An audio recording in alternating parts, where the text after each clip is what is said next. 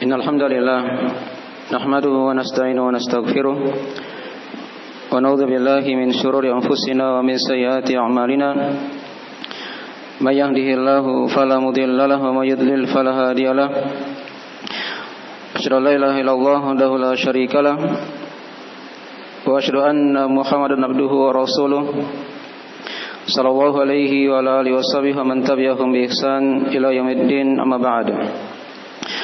فإن أصدق الحديث كتاب الله وخير الهدي هدي محمد صلى الله عليه وعلى آله وسلم وشر الأمور محدثاتها فإن كل محدثة بدعة وكل بدعة ضلالة وكل ضلالة في النار. Ma'asyiral muslimin jamaah Jumat rahimani wa rahimakumullah. Alhamdulillah, pada hari yang diberkahi ini kita dikumpulkan di rumah dari rumah-rumah Allah Subhanahu wa taala untuk mendengarkan dari sebagian dari ilmu agama Allah yang disampaikan oleh khatib dalam mimbar Jumat yang mulia ini. Salawat dan salam senantiasa tercurah pada Nabi kita Nabi Muhammad sallallahu alaihi wasallam yang senantiasa bersemangat dalam menyebarkan ilmu agama di tengah para sahabat, sehingga warisan ilmu tersebut kita bisa rasakan pada hari yang diberkahi ini. Pada khutbah Jumat yang ringkas ini, kami akan bacakan beberapa ayat dari surah Qaf seputar sakaratul maut, kemudian dari kejadian yang akan terjadi pada hari kiamat nanti, tatkala seorang hamba telah dibangkitkan oleh Allah Subhanahu wa taala menuju ke padang mahsyar. Diterangkan dalam surah Qaf ayat ke-19 sampai di ayat ke-22. Ya. Waja'at sakratul maut bil haqq dzalika ma kunta minhu tahid wa nufikha fis suri dzalika yaumul wa'id waja'at kullu nafsin ma'aha sa'iqu wa shahid laqad kunta fi ghaflatin min hadza fakashafna 'anka ghita'aka fabasaruka al-yawma hadid. Terjemahan dari mana ayat waja'at sakratul mauti bil haqq, dan telah datang kematian dengan penuh kebenaran. Dzalika ma kunta minhu tahid, itu merupakan perkara yang senantiasa kamu lari darinya. Wa nufikha fis suri dzalika yaumul wa'id, dan tatkala telah ditiup trompet sangkakala, dzalika yaumul wa'id, itu merupakan hari yang dijanjikan oleh Allah Subhanahu wa taala.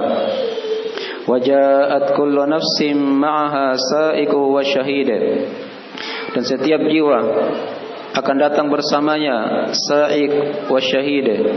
Akan diterangkan dari penafsiran sa'iq wa shahid.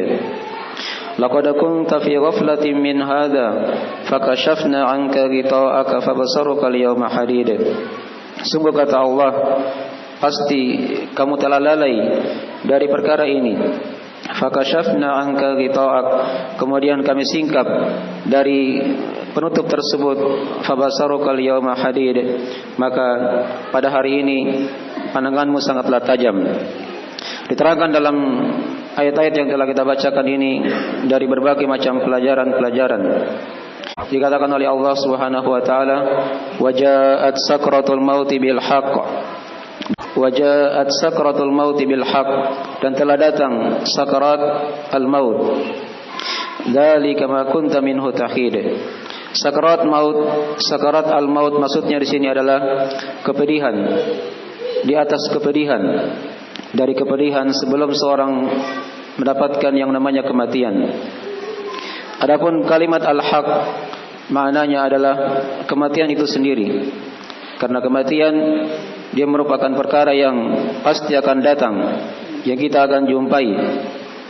Dan sebagian ulama ada mengatakan kata al-haq di situ dia bermakna dari asal dari nama Allah Subhanahu wa taala, berasal dari nama Allah Subhanahu wa taala.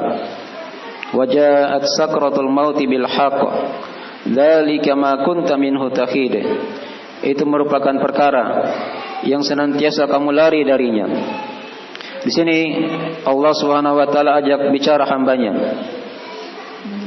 Ada yang mengatakan ayat ini kembali kepada Nabi kita Nabi Muhammad sallallahu alaihi wasallam.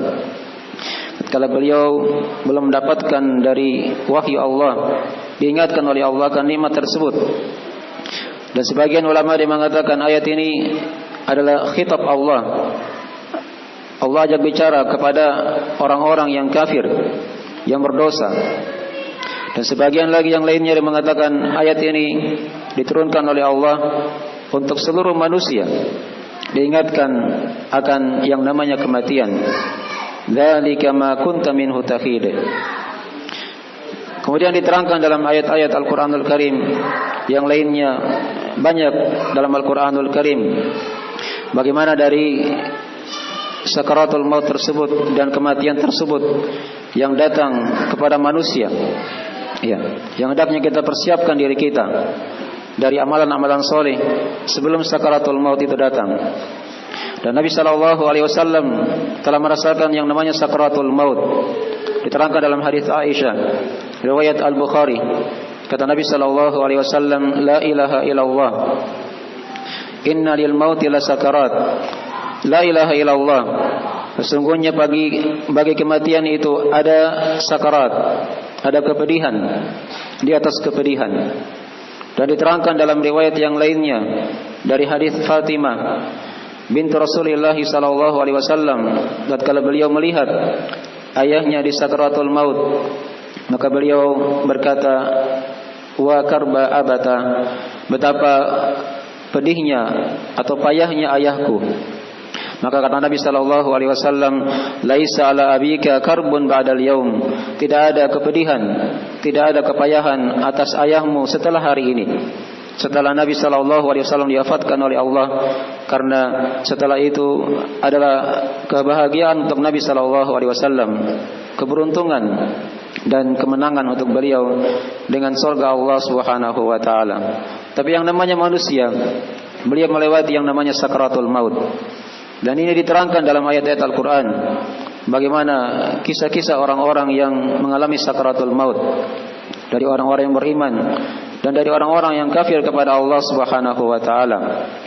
Yang hendaknya kita bersiapkan diri kita sebelum datangnya sakaratul maut tersebut. Digambarkan oleh para ulama, dari para sahabat misalnya, dari gambaran sakaratul maut itu. Di antara mereka ada yang berkata, sakaratul maut itu bagaikan ranting pohon yang berada dalam badan seorang hamba. Ranting-ranting ini dia punya duri pada tiap-tiap rantingnya. Dan ini ada pada setiap hamba dan akan ditarik lewat lehernya. Ini dari penggambaran sebagian as-salaf tentang sakaratul maut tersebut. Dia diibaratkan bagaikan ranting yang ada dalam diri seorang, dan dia penuh duri dan akan ditarik oleh malakul maut pada hari saat sakaratul maut itu datang. Kemudian sebagian as-salaf yang lainnya menggambarkan sakaratul maut itu dia bagaikan seperti tebasan pedang yang menebas dari leher seorang hamba. Bahkan dia lebih dahsyat daripada itu. Yang jelas ini dari sebagian penggambaran-penggambaran dari para salaf tentang sakaratul maut yang menimpa seorang hamba. Maka dikatakan tadi di ayatnya, wajaat sakaratul mauti bil haqq dzalika ma kunta minhu tahid. Demikianlah dari keadaan manusia di sakaratul maut, di mana mereka senantiasa lari darinya, menghindar darinya. Padahal dia akan mendapati sakaratul maut tersebut, dia tidak akan bisa berlari dari kematian. Diterangkan oleh Allah Subhanahu wa taala dalam Al-Qur'anul Karim, kullu nafsin dha'iqatul maut. Setiap manusia pasti akan merasakan yang namanya kematian. Dan juga diterangkan di ayat yang lainnya oleh Allah Subhanahu wa taala, wa aina ma takunu yudrikumul maut walau kuntum fi burujin musyayyada. Dimanapun kalian berada, pasti kematian akan datang menyebut kalian, walaupun kalian berada di benteng yang sangat kokoh. Dan juga diterangkan di ayat yang lainnya, kata Allah Subhanahu wa taala, kullu man 'alaiha fan. Setiap yang ada di langit dan di bumi ini, maka dia pasti akan fana, akan binasa, akan sirna, akan dibinasakan oleh Allah Subhanahu wa taala. wa yabqa wajhu rabbika dzul jalali wal ikram, dan tinggallah wajah Rabbmu yang maha mempunyai kemuliaan lagi maha mempunyai kejayaan. Maka ini dari sebagian ayat-ayat yang menjelaskan tentang sakaratul maut dan kematian dalam Al-Qur'anul Karim, yang tentunya kita semua pasti sudah mengetahuinya. Kita lihat setiap harinya, pada setiap malamnya ada orang-orang yang telah meninggal, tapi jarang di antara kita yang mengambil pelajaran. Sudah cukupkah bekal kita sebelum Allah Subhanahu wa taala cabut nyawa kita?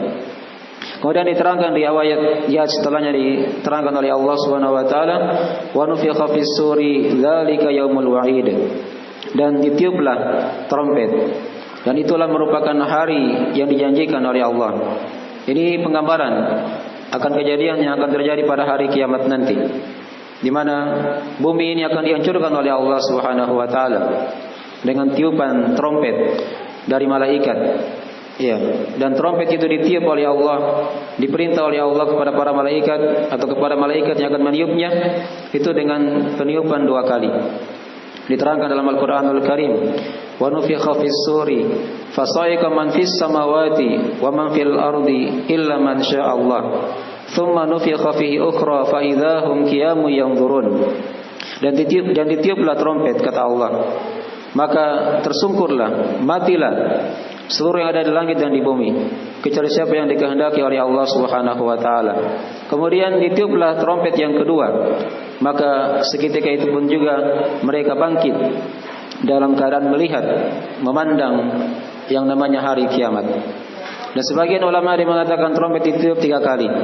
Diterangkan di ayat yang lainnya, kata Allah Subhanahu wa taala, wa yawma yunfakhu fis suri fa fazi'a man fis samawati wa man fil ard.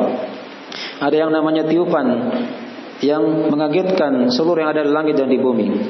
Dan tatkala ditiup trompet itu, maka kagetlah seluruh yang ada di langit dan yang ada di bumi. Kemudian ada tiupan yang kedua, itu tiupan kebinasaan untuk alam semesta ini. Dan tiupan yang ketiga, menurut pendapat ini, itu tiupan tatkala seorang telah dibangkitkan oleh Allah Subhanahu wa taala menuju kepada mahsyar. Yang jelas dikatakan di ayat tadi, wa nufikha fis sur, itu merupakan tiupan yang terakhir. Dzalika yaumul wa'id, itu merupakan hari yang dijanjikan oleh Allah Subhanahu wa taala. Hari yang dijanjikan untuk orang-orang yang beriman, mereka akan mendapatkan surga Allah Subhanahu wa taala. Hari yang dijanjikan untuk orang-orang yang kafir, mereka akan mendapatkan siksaan dari api neraka, waliyadzubillah. Yang jelas hari kiamat dia merupakan hari yang dijanjikan oleh Allah Subhanahu wa taala. Dan hari kiamat dia punya banyak nama-nama, diterangkan dalam Al-Qur'anul Karim dan dalam hadis-hadis Nabi sallallahu alaihi wasallam. Di antara namanya adalah Yaumul Wa'id, hari yang dijanjikan oleh Allah Subhanahu wa taala. Dan kadang dia dikatakan dengan Al-Waqi'ah, hari yang pasti akan terjadi. Dan kadang dia dikatakan At-Taghabun, hari kerugian. Dan kadang dia dikatakan dengan Yaumul Fasl, hari perpisahan. Karena ketika itu akan dipisah antara orang-orang yang beriman dan orang-orang yang kafir. Akan dipisah antara seorang dengan istrinya, akan dipisah antara seorang dengan keluarganya. Tiap-tiap orang pada hari itu mempertanggungjawabkan dirinya masing-masing. Kemudian juga dia dikatakan dengan Al-Haqqah, hari yang pasti akan terjadi. Dan kadang dia dikatakan dengan Yaumul Qiyamah, hari kiamat yang akan tegak manusia padanya. Kemudian juga dia dikatakan dengan An-Naba'ul Azim, berita yang besar, berita yang sangat besar, yang sangat agung. Itulah hari kiamat. Dan kadang dia dikatakan dengan Al-Haqq, Dzalikal Yaumul Haqq, itu merupakan hari yang benar, hari yang pasti akan terjadi. Dan juga dia dikatakan dengan At-Tamatul Kubra, keguncangan, musibah yang sangat besar. Dan kadang dikatakan dengan As-Sakha. Ini dari sebagian dari nama-nama hari kiamat dalam Al-Qur'anul Karim. Dan kadang dia dikatakan dengan Liyaumin Azim, untuk hari yang agung. Dan kadang juga dikatakan dengan Yaumatublas Sarair, hari ditampakkannya rahasia-rahasia pada hari itu. Dan juga Yaumul Qiyamah kadang dikatakan dengan Al-Ghashiyah, yaitu hari yang melingkup. Kadang dikatakan dengan Al-Qari'ah, keguncangan.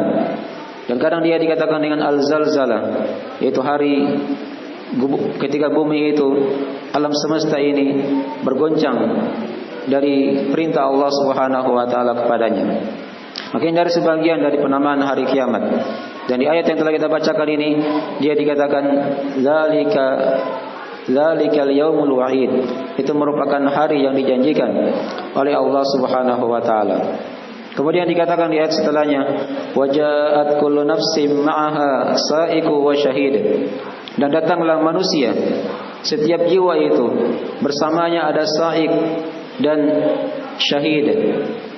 Sebagian ulama yang mengatakan dia ini adalah dua malaikat yang menyertai manusia itu.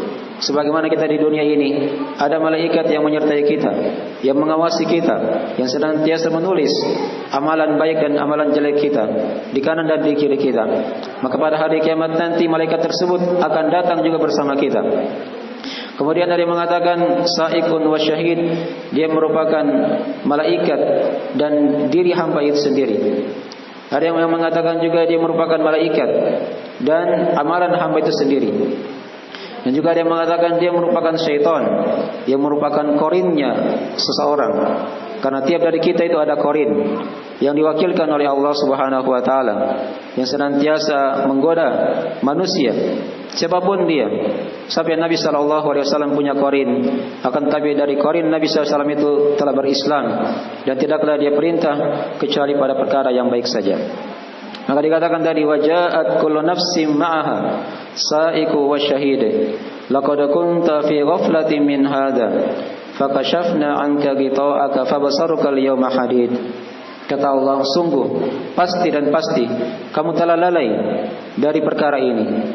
Kita di dunia kebanyakan dari kita lalai akan yang namanya kematian, lalai akan yang namanya alam kubur, lalai yang namanya negeri akhirat. Ini kebanyakan dari kita, kecuali dari siapa yang Allah Subhanahu wa taala berikan mereka ilmu, dikehendaki oleh Allah dituju ke jalan yang lurus. Tapi kebanyakan manusia mereka lalai dari perkara ini. Laqad kunta fi ghaflatin min hadza. Maka Allah katakan pada hari kiamat nanti, sungguh pasti dan pasti kamu telah lalai dari perkara ini. Ya. Di sini kata para ulama, mungkin ayat ini dia tertuju kepada Nabi kita Nabi Muhammad SAW. Dan mungkin dia tertuju kepada orang-orang kafir, orang-orang yang berdosa. Dan kadang mungkin dia tertuju kepada setiap dari manusia. Seluruhnya, kebanyakan dari mereka lalai akan kematian, alam kubur dan negeri akhirat.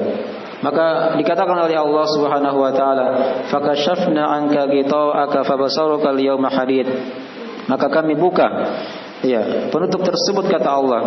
Maka pada hari ini pandanganmu sangatlah tajam. Di sini pandangan dengan dua penafsiran dikatakan oleh para ulama. Mungkin dia mata hati dan mungkin kembali kepada pandangan mata. Karena pada hari itu seorang akan melihat dengan jelas akan yang namanya hari kiamat tersebut. Dan orang-orang yang kafir kepada Allah Subhanahu wa taala, dia dibangkitkan oleh Allah Subhanahu wa taala dalam keadaan melihat awalnya, namun setelah itu dibutakan oleh Allah Subhanahu wa taala sebagaimana mereka buta di dunia ini dari ilmu agama. Maka di hari kiamat nanti mereka juga buta akan hari kiamat tersebut, dan mereka akan diseret oleh Allah Subhanahu wa taala di dalam api neraka dengan dalam keadaan buta, tuli dan bisu. Nas'alullah salamata wal afiyah. Mungkin dari sebagian dari pelajaran-pelajaran yang kita dengarkan dari ayat-ayat Allah Subhanahu wa taala yang hendaknya menambah dari keimanan kita kepada negeri akhirat, persiapan-persiapan yang hendaknya kita persiapkan sebelum datangnya sakaratul maut, alam kubur dan negeri akhirat. Semoga Allah Subhanahu wa taala senantiasa memberikan kepada kita istiqomahan dan kemudahan dalam beramal dalam agama ini, dan senantiasa Allah Subhanahu wa taala memberikan kepada kita husnul khatimah. Innahu walidzalika wal qadiru alaih. Aku lihat hadza kama tasma'un, astaghfirullah li wa lakum wa lisairil muslimina min kulli dzamb, innahu huwal ghafurur rahim.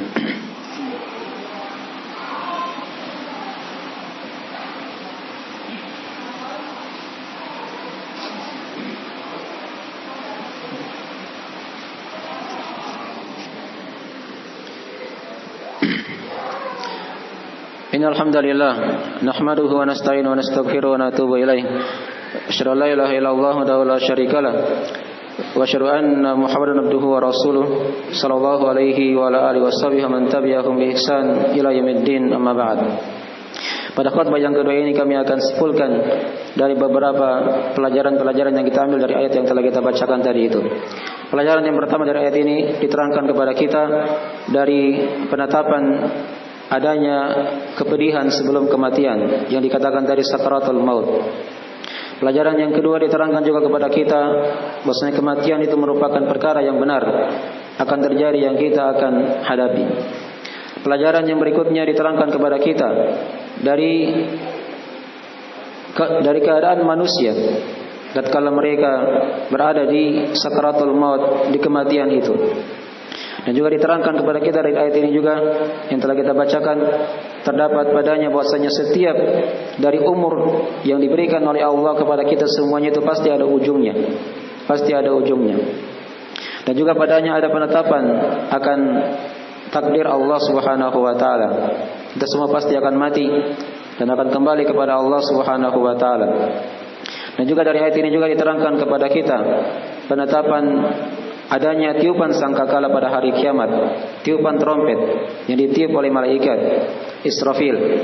Kemudian dari ayat ini juga diterangkan kepada kita keimanan akan adanya malaikat, tugas-tugas mereka, dan padanya juga ada penetapan akan hari kiamat, penetapan akan sifat dari hari kiamat tersebut. Dan juga diterangkan kepada kita dari ayat ini juga diterangkan kepada kita kondisi jiwa yang datang pada hari kiamat, didampingi oleh para malaikat, didampingi oleh korinnya dan amalannya. Dan juga padanya dari ayat ini juga diterangkan kepada kita kelalaian manusia di hari-hari kehidupan di dunia ini. Maka diingatkan oleh Allah Subhanahu wa taala pada hari kiamat nanti, sungguh kamu telah lalai dari perkara ini. Dan juga padanya ada perhatian Allah kepada hambanya, karena setiap dari kita Allah utus para malaikat yang menjaga, yang mengawasi dari amalan yang kita perbuat.